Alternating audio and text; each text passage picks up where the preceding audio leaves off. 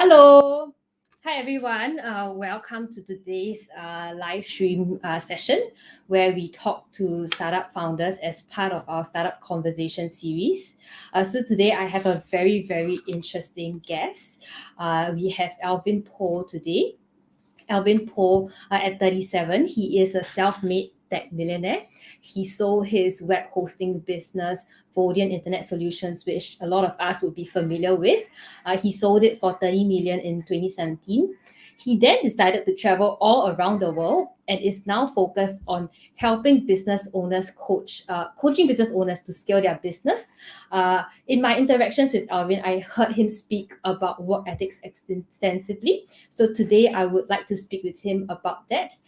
In this Startup Conversation series, we don't want to just talk about business or talking about tips or feel good stuff. We want to go deep into who these people are and find out a little bit about what makes them tick, what are their challenges, and what they have to go through every day. So I have Alvin here. Hi, Alvin. Hey, hi, good to be here. So as people come in, maybe can you say hi to Alvin so we know that you are watching? We just started this live stream, so we have a ticker for who we can see who's watching. The number differentiates between StreamYard as well as Facebook and LinkedIn. So we have it across different platforms. Okay. Okay. So that'd be if great. you're watching, if you're Alvin's friend, please say hi to Alvin. Yeah. Okay. Let's see if also Well, we yeah. Sorry, you're saying Alvin? yeah, to anybody that's watching right now, hi. It's great to see all of you and for taking time to listen into this startup conversation. Okay, let's jump straight into the first question. And it seems Cool. like you have quite a lot to cover, right? You've been in business for so long, right? Yeah, You started out at 17, and it's been yeah. 20 years, right? So Yes. how would you say you are doing things differently from when you first started Vodien? Well, I can really dive into all the lessons that I've learned, right? And this is enough to fill a book, which it has. It really has filled a book, right? And Yeah, more. you wrote a But book. I think, yeah, right.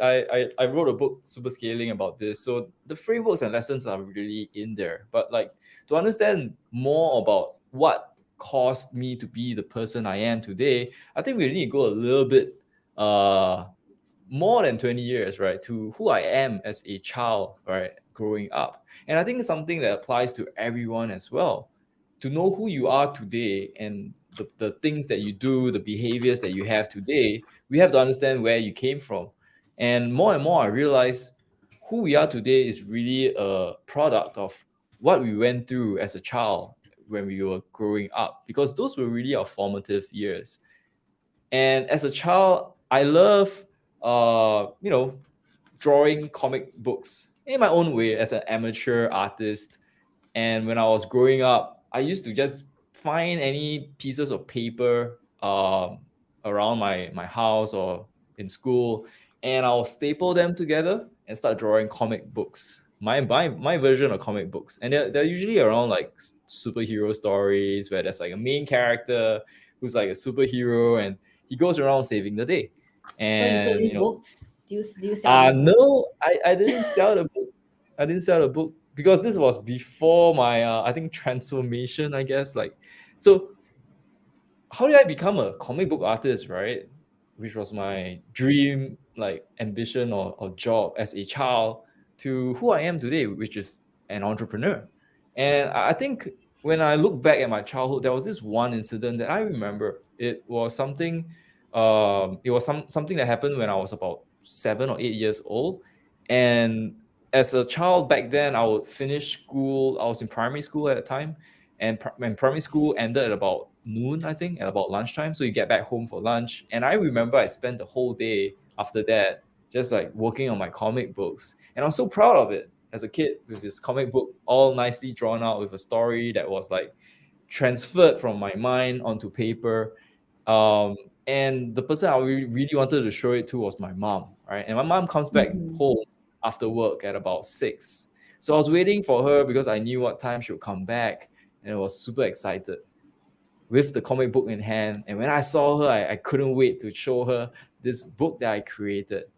And when she saw it, like the first thing she said was like, why are you wasting time on this when you have like your homework to Wow. do?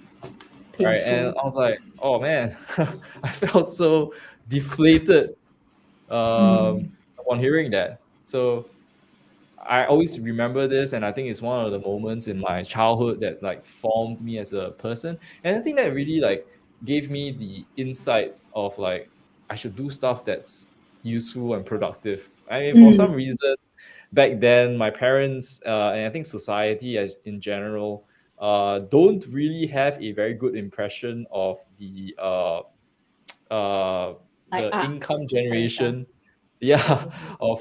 of a person in the arts and a comic book artist. Mm. Yeah, I think that's a sad fact. And Mm. because of that, I think I just changed, and I realized that hey, as a person growing up, right, it's not just fun and games. I've got to actually Right. understand, how to make a living. Right. My parents, by Mm. the way, aren't very well to do. They're aren't very well educated as well. They were primary Mm. school educated, and so Mm. for them, they viewed our upbringing and our education as paramount.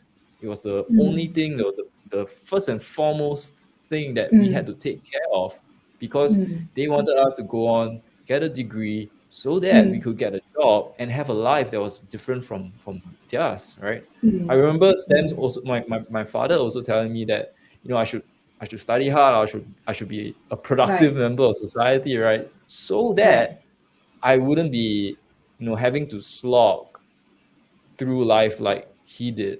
So Mm. I think they had a lot Mm. of hopes and dreams that they projected on What did your myself father and my do? siblings. I mean, like when Uh, you my were my, growing up, what was he?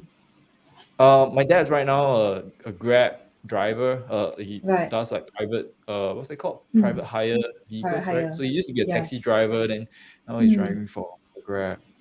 Yeah, my Mm. mom's I a see. clinical assistant. She's the lady that you see when you go to the clinic, right? And then Oh, okay, the lady okay. asks you for your registration details, your your identification card, and all that. So yeah, those are Mm. my parents, right? And Yeah. I love them. They made me who I am today. I think because of those things that I went through as a kid, it really showed me that hey man, education is great and all that, right? But what is it that you want to do, and can it be something that provides not just for yourself, right, but for the Yeah. family as well. Yeah. And I found that in entrepreneurship, right? Mm. And I didn't know Mm. at that point when I first started entrepreneurship, I just thought, hey, I need to find a way to survive and make an income. Mm. But over the years, as I started Vodien back then in 2002 and started growing it, I started realizing the importance of not just coming from the mindset that you had to make money, but also being aware that a business exists not for the founder, but for the customer. And when you have that Right. mindset shift, you now realize that the products and services that you create are not because the founder thinks it's cool or thinks that it's the best thing since sliced bread, but because the customer can't find something else out there in the Mm. market, right? Vodien back then provided a service, a hosting service, which many other companies did. So the question then is, what differentiates you from all the other people? And for Mm. us, we were willing to do what everyone else wasn't willing to do. People out there were bigger, better, more established, but they weren't willing to do things like provide phone support for customers at 3 a.m. I remember one of the big hosting players when we were I think about 20 years old, about 2005, right? One of the big hosting players, even Mm. Singtel, right, was in hosting, but their support hours lasted maybe to 6 p.m. or maybe Mm. 9 p.m. and that was the max. If you want to do something, if you wanted to get hold of somebody at midnight, you'll be in trouble. And we knew it So because uh-huh. would you say one of the things that you're doing differently is actually coming in straight away to figure out what is that difference you can provide in value right Yeah, now? For example, yeah. in CLDY that you're building as compared to like in Vodien previously, Absolutely. right? And people go through that journey, or at least if you're inexperienced and unfamiliar, you go through that journey, right? Before you realize what's important and what's key, right? The levers that really change what you do in business. And some businesses are able to really scale very quickly, and some businesses are finding it a bit hard to make that difference or to get that uniqueness. And it really boils down to the founder being super clear about that product market fit, because that translates to your angle and message that you have for your business. It translates into the why that the customers would choose you over everyone else. It translates into the reason why your employees will join your organization over someone else as well. That is so important, right? And having that clarity really drives the business. So Right. I know these things now, but it wasn't something that I was privy to or I knew back then when I started my business. And that's why these are the things that I want to tell people about and show people why it's so important. Now that I have super scaling, and I'm like, showing people all of that through my videos, through my books, through my courses. And hopefully that helps somebody, the entrepreneurs, because the impact that they create, I mean, it's not just for themselves, it's for their customers, it's for the teams that they have.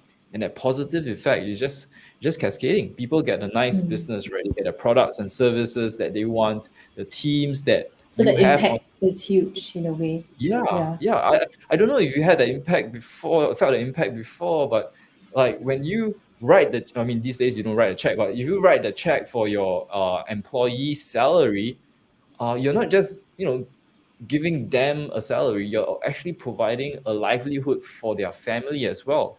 And you create a place where they love what they do. They can have that why, that purpose, that vision. They can see the progress that they can make.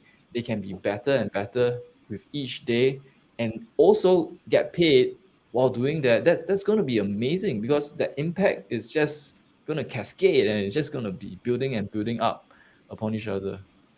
It seems like people don't really talk about like entrepreneurship being like serving in a way, right?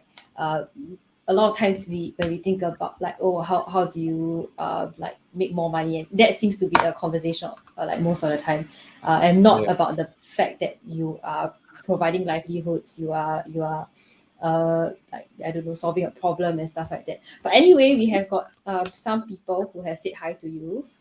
Ben, Oh, hey, Ben. uh, Vignesh Oh, says hi, Vignesh. Alvin. I don't know who Vignesh. is LinkedIn user, but yeah. Do you know Vignesh or Ben? Yeah, I think I know Vignesh.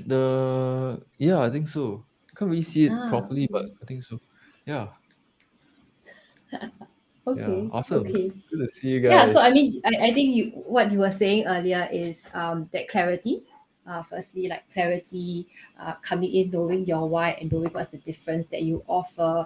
That is something that is different now, right? Like because you are so aware of how it works and all those things. And the other thing that you talk about is that meaning, the meaning behind Absolutely. what you do. Was that something you had to figure out when you were Yeah, starting? it was a journey as well, right? Because at first you're just a teenager trying to make things work, and trying to survive the next month. And then you realize that if you continue that path, it's just going to lead to burnout, because it's not a very sustainable way to grow a business, and you Mm-hmm. need something more than that. So having the vision, having your why, building that company culture, delivering upon the products and services that your customer wants, all that is great. But once you have that, then you have the foundations to scale. You don't have a successful business yet, but you have the foundations to scale, because with Right. that, then you can start adding people to your team. Then you can start growing your presence. Then you can start marketing, and everything will click. But before Mm-hmm. that, it's going to be tough. And that's what we found out. So there was this bumpy period where we were just trying to figure everything out. We were trying to figure out product market fit. We were trying to figure out unique selling point. We were trying to figure out our why. We were trying to figure out what our product and service, and what makes them different is. Yeah, Mm-hmm. and it took so long to figure that out. But once we did, then wow, then it just basically you now have this clear paved way, and you can just execute upon that. So that's why the Mm. foundations are so important. And only after that, then can you really look at bringing in the processes, the people, and tweaking your organization so that it's like a well-oiled machine, and you really get to the next level. Ben is a long time customer of Vodien. Whoa, we have a fan here. Hey, man. Oh man, Since he was 17 years old. 17, about Wow. 7 years ago. Cool. Okay, okay, I your left fan. Vodien, about 4 or 5 years ago. Yeah, so hopefully things are good now. I actually have a new hosting startup, cldy.com. So Ben, Um, maybe you can jump ship now. Now it's time. It's time to leave Vodien. so these are the lessons that I learned, right? Like what is the problem that we are trying to solve, and we want to make sure that we are there for the customers. We are providing five main things, right? And this is something that businesses can learn for their own business as well. For CLDY, we are focused on speed, security, stability, support, and more importantly, simplicity, making that process super easy, super stable, super fast, and all that good stuff for the customer. Because that's the only reason why we exist. If not, we are just like any other hosting provider. And what truly differentiates us? Right, So right. that's why we want to focus on creating the absolute best of the best hosting experience for all our Mm-hmm. customers. And that's something that I think um, we want to do with CLDY. So if people can Mm-hmm. figure it out about their own business and really commit to doing what makes their business better, or cheaper or faster than their competitors, that will cause their customers to choose them. Mm. So it's really moving away from the churn of trying to make sure that the like your money comes in, that you have enough customers for the next month, um, to going back to finding out why, or like figuring out why you are doing certain things in the first place. Because maybe even Yeah. maybe we had that at the start, but along the way things could have changed, and we forget. So it's always good to have that reminder in the sense, right? That's what you're Yeah, saying. absolutely. Mhm. Back in the first few years of Vodien, it was simply just offering a product and then hoping that customers will come and buy it because it was, like, for example, cheap. But Mm. that's not a real differentiating factor, right? What is it that makes it better? What is it that makes it, like, faster, or whatever it is, more stable, more secure? Right? Once you have more and more reasons, then people will start realizing, oh, that is something that I need, right? That I cannot get from my current provider, or I cannot get from other providers. And so Mm. that's why business is all about just making sure that you can be there for your customers, for the things that other people are not willing to do. They are not willing to Right. do that. They cannot afford to do that. They are unable to do that. Whatever their reason is. But as long as they're not doing that and you do that, that's something that gets you the customers that you want. Mm-hmm. Mm-hmm. Okay. Interesting. So let's move on to the next question. You Yeah. speak about ethics a lot. Can you elaborate a little bit about what ethics means to you when it comes to business? Yeah. So again, I attribute this a lot to my upbringing. My parents, they drilled into me a deep respect for work ethics, professionalism, working hard, being reliable and trustworthy, having and developing a reputation, a good reputation, right? I think that those are all important points, and for me, that definitely translated into my business. The things that I do, and so it's not always a good thing though. Like that's the thing about work ethics. Like, yes, these are all positive work ethics, but Mm-hmm. again, when you look at your journey, or at least for me, when I look at my journey, I kind of got thrown into entrepreneurship, and I had to figure Right. a lot of things out myself. And when I had, like, when I brought my work ethics into entrepreneurship without the skill sets or the expertise or the knowledge, that was a big problem. And I'll explain Mm-hmm. why. So working hard, for example, is a great work ethic, right? Mm-hmm. But as an entrepreneur, growing my team and Mm-hmm. starting to learn how to manage people, that was Mm-hmm. a belief that was actually holding me back. Because as an entrepreneur Right. and a manager of people, the one thing that you need to do is learn how to delegate well. And you cannot delegate well if you hold on to all these tasks by yourself or to yourself, right? Mm-hmm. Mm-hmm. Um, that was what working hard told me to do, right? I had to do everything Right. myself. I had to be busy. I had to show that I was hardworking and, you know, all those things. But it doesn't necessarily work that way. It really depends on the role that you're playing and whatnot. So that taught me a lot about management. That taught me a lot about true intention, right? Learning and knowing about what your objectives are so that you can perform appropriately. Because if you Mm-hmm. are a manager, you need to learn how to delegate. Leverage is your key friend. You're leveraging on your team to do and achieve the things that you guys need to do as a team, not you. The manager that does all the work by himself is a bad manager because he's unable to delegate and leverage on his resources. So Mm-hmm. that was something that was choking me and my business back then, and I had to learn the hard way how to overcome that and be a better manager. So these are the Mm-hmm. things that work ethic, even though it's a good thing, right?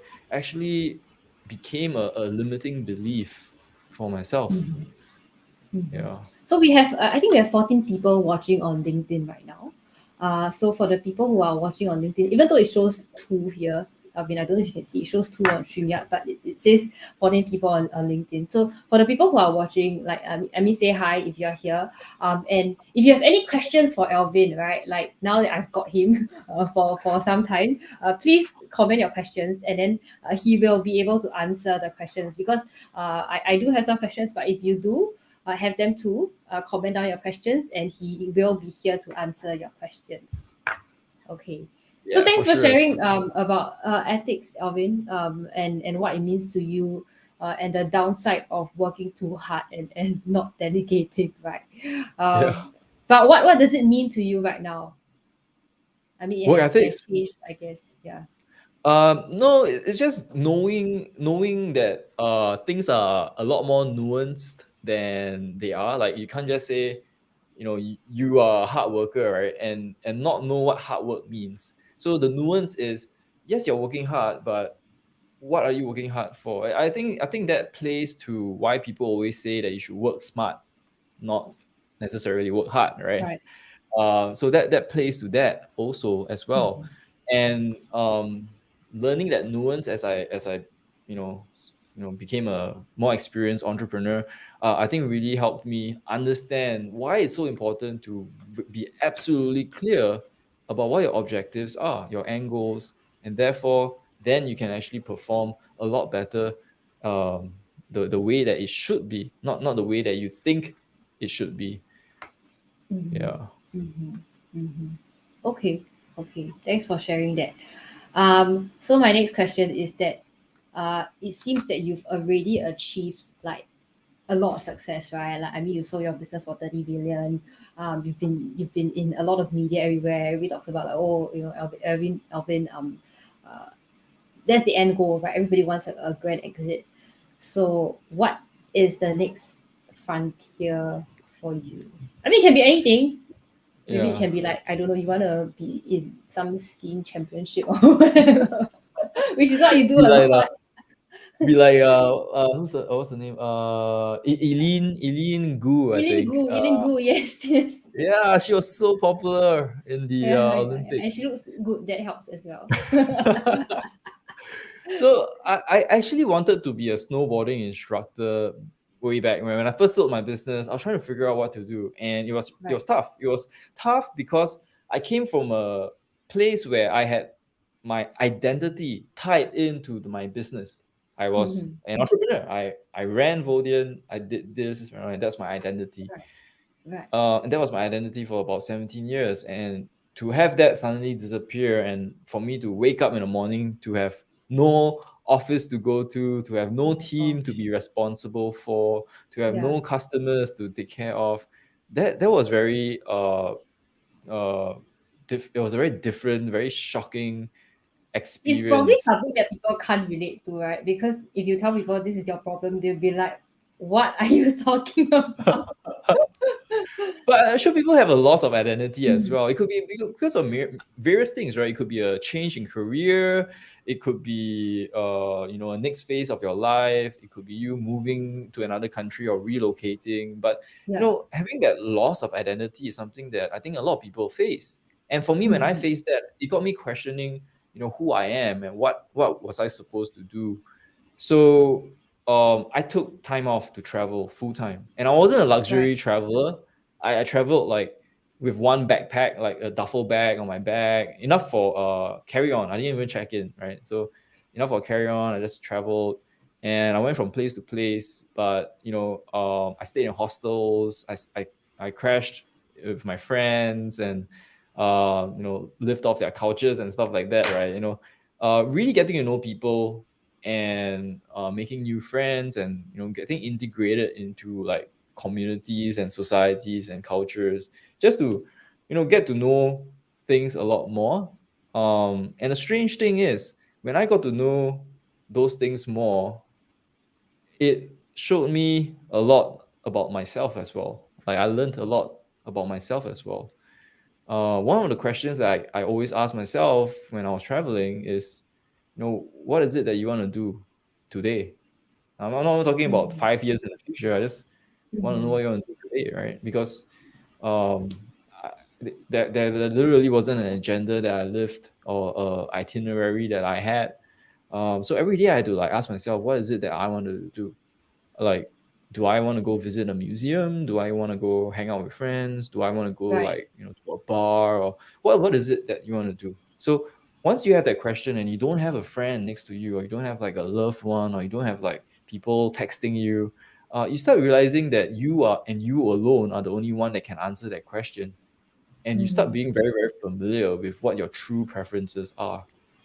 Knowing mhm, that is a bit tough when you're in a group or with someone else, because then there's mhm, always going to be like a group consensus, or there's going to be something that maybe somebody likes and somebody doesn't like, and you try to find a compromise somewhere and yeah. all that, right? But when you're alone, it's really just you.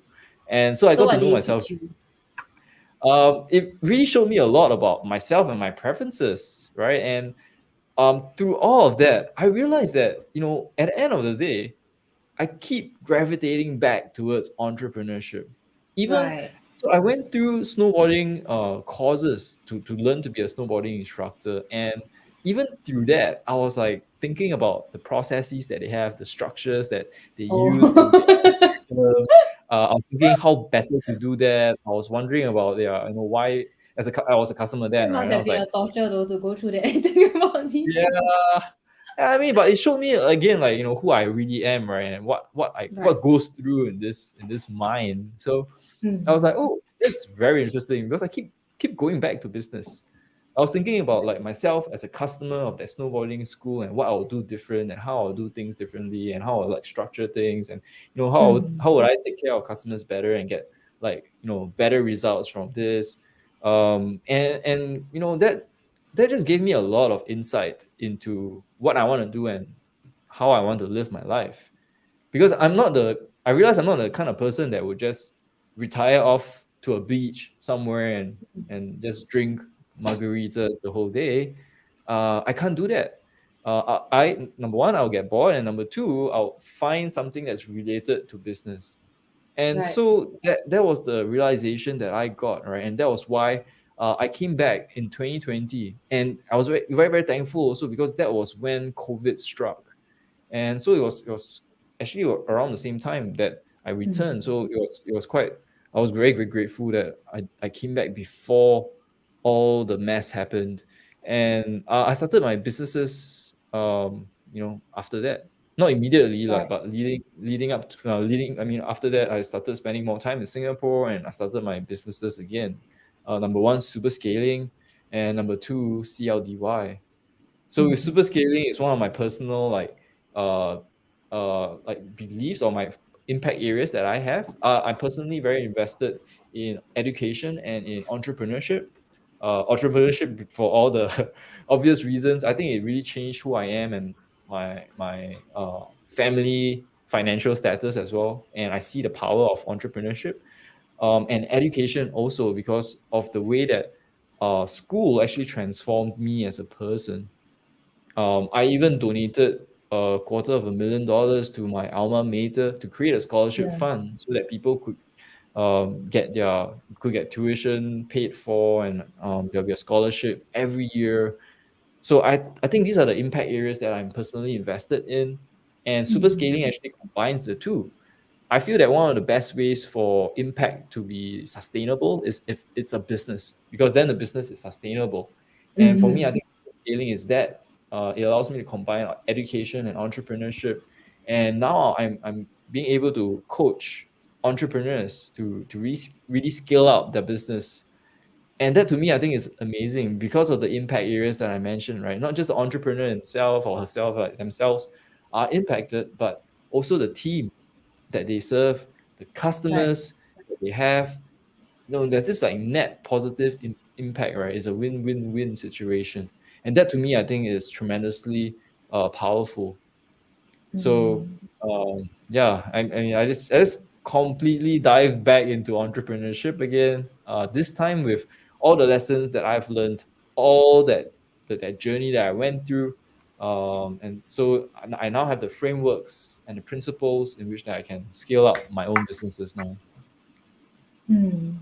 So in terms of like personal growth, what will you be? Because I mean, you have gained. I mean, like let's say for myself, who I feel that I'm quite new in business, it would be like a lot of growth in that area, right? But for you, as someone who already have gone through all of those things, in terms of like that, what are you looking for? Do you mean like in my personal life, or you mean Yeah, like? maybe. I mean, I yeah, like your. I mean, I guess in super scaling, it's quite clear. You know, you're looking to like impact a lot of entrepreneurs, and Yeah, CLDY wanting to create that like good product for people again. yeah.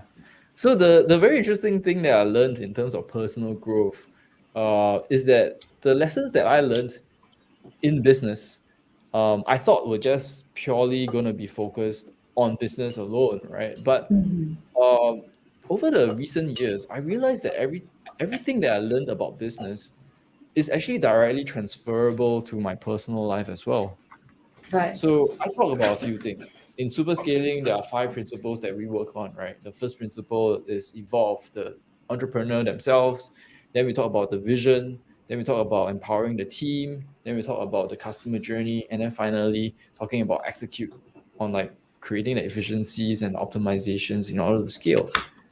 These Mm-hmm. are theoretically business foundations and principles, but they can be applied to our personal lives as well, like in our personal life, like in relationships or even your own life. If you do not have the right beliefs or the right mindset, you won't be able to get to the goals or or the objectives that you set for yourself. If you don't Right. even know what vision that you have, then literally any road can take you there, right? Because Mm-hmm. you don't have anywhere that you want to go to. Mm-hmm. If you don't know how to create that culture of uh, so it's a company culture, but that culture really extends to not just yourself, but to your peers, to your friends, to the people that you have working around you or living around you. That's going to be a problem as well, because whatever we cover in a company culture also extends to that, because the foundations of that are based in communication and transparency and alignment. So, I mean, these are all things that apply to everything else I around us see. also. I see. Right. Yeah, even in the customer journey, because what a customer journey really is really breaking down the steps in which we go through as a customer, right? And learning how to Mm-hmm. optimize everything. And that literally is life, right? We have to understand what is it that we want to achieve at each stage so that we can craft the actions that help us get there. For example, if a Mm-hmm. customer is looking to like in the customer journey, we talk about conversion, the simple act of conversion. If you don't even provide the right payment methods for the customer, then the customer is going to have problems paying you, right? That's a very simple A plus B kind of formula. that we can apply in our personal lives as well. Um, I think if you for example want to be fit, right, or if you want to lose weight, but if you have a whole bunch of junk food in your kitchen, that's going to be a problem because you're going to find Yeah. yourself eating that junk food, and that's not going to work out for you because you're not going to get your goals that way, right? So yeah, all these principles I realize are just fundamental to not just business but to life. And one aspect of personal growth that I had is that knowing this allows me to structure my life, even in a personal context, a lot more, in a lot more structured Right. I manner. see. Yeah, So I mean, I just curious, like, do you set like quarterly goals for yourself as well? yeah. I realized that that I helps see. Oh my because gosh, really? Okay, okay. it's not just a business thing, right? Like there are annual Right. goals that I have, there are quarterly goals that I have, and it works because if you want to learn a language, for example, what people normally do Mm. is tell themselves, "Hey, I'm going to learn a language, French, Taiwan, Chinese, Japanese, whatever," right? And what happens is after 1 month, maybe 3 months, maybe even 6 months, they're gonna drop it. They're gonna stop doing Mm-hmm. that. They're gonna give up on Mm-hmm. that. And it's the same Mm-hmm. thing for most goals that we have in our lives. Yeah. Yeah. Why? Is because number one, we don't have the bigger vision. Learning a language because it's cool is not a vision. It's something that will last you again 1 to 6 months maybe, and that's it. Having a vision means that we combine core values, we combine an envisioned future, and we combine a mission together. And so the vision is something that's bright and burning in our minds. That is what's going to get us to really study that language, to really master that language. Mm-hmm. When I was growing up, Mm-hmm. I remember the schools had us learn Mandarin. I didn't Mm-hmm. know why we had to learn Mandarin because I was using Yeah. English all the time. I was using Right. English with my friends. I was using English to read the novels that I love. I was using English to watch the movies that I like. I was using English at home. And so when the school told me to learn Mandarin, I was like, why? Right? So the Mm-hmm. why wasn't there. And there wasn't any Mm-hmm. vision. But here's Mm-hmm. what a good vision is. A good vision is I'm 37 this year. At 40 years old, I need to move to China to maybe have a relationship with a person whom I met, and I want to live there, right? Right. And I have to do that. That Right. vision is now something that's concrete and something that you want to do and you have to commit to. So is That that a translates. real? Is the No, anecdote a real? no, Okay. that's just an example. There's nobody in China waiting for me right now, but that's just an example. Okay. Okay. Yeah, right, and that really Okay. allows you to say yes, I've got to learn Chinese. Yeah. It's the same thing Yeah. also for becoming fit, right? So Yeah. if you want, like, guys want to have a six pack, right, six pack abs and all that, right, but if you just want it because it's Mm-hmm. cool, it's not going to be something that you can last like 1 month, 2 month, 3 months with, right? You're not going to be doing that all the time. But if you have a vision, right, where you want to be uh, fit and healthy at, again, like maybe 40 years old, or 5 years later, Mm-hmm. then you start committing to the things that will get you there, right? You're not going to eat Mm-hmm. that bag of chips because it's going to derail your progress. It's going to affect you, Mm-hmm. because in the short term it's going to be tasty and you're going to enjoy it, but in the long term it's going to derail your plans, and it's not going to be Mm-hmm. good for your health, and there's a better goal that you're working Right. towards, Right. right? So Mhm. I think Let's go to the knowing next. this. Sorry. Yeah. Let's go to the next Sorry. question. Right. Sure. If you could turn back time. This is the last question, by the way. Yeah. So after this question, we can end this session. And if anybody has any questions, you can slip that in quickly. If not, then we will end today's session, and I'll share with you a little bit more about how you can reach Alvin. But going on to this last question, if you could turn back time, how would you have done things differently? So I would have probably just took whatever I wrote in my book and then just made sure I did that. Right? But Okay. uh, so my alma mater asked me this also, like, if I could turn back time, what would I Yeah. do? fact, they asked both of us, my co-founder and I, this question. And it was really Right. interesting because both of us had the same answer. And both of us basically didn't want to change anything. So yes, I mean, we could have gone back and we could have done everything the right way, right? But that wouldn't have given us the experiences and the lessons that we learned. And Mm. sometimes I feel, we need to go through that, the not just the ups but the downs of life as well, so that we can learn the things that will make us the people we are today. The more Mm. important thing though is to really take away the right lessons from those experiences. And yeah, so that's why I think if I could turn back time, there won't be anything that I would change. Wow. Nice. Yeah. Nice. Okay. Okay. Thank you, Alvin. Thank you for being in Thanks for today's having me. uh, Yeah. startup conversation. Is there anything that you want to add before we end?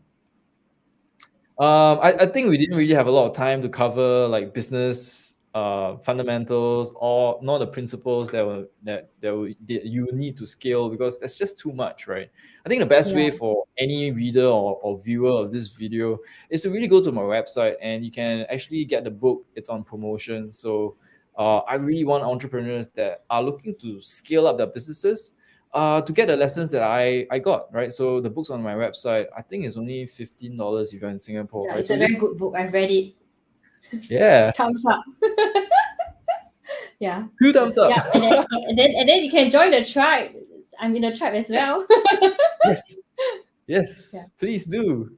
So And also do grab check out your the book. YouTube. Yes. I'm starting the YouTube channel, been working on it. So if people have questions that I can help answer, just drop me a comment down at my YouTube channel, and I'll reply, and I'll just create a video around that also. Okay. And your Instagram as well. Yeah. Yeah. So these are Cool. the channels that if anybody is keen, they can reach you at. Right. Okay. Yes. Thank you, Alvin. Very nice speaking with you today. Thank you so much. Awesome. I'll end this Thanks. session. Thank you. Yeah, thanks for the Bye bye. opportunity, Crystal. Take care, Thank everybody. you.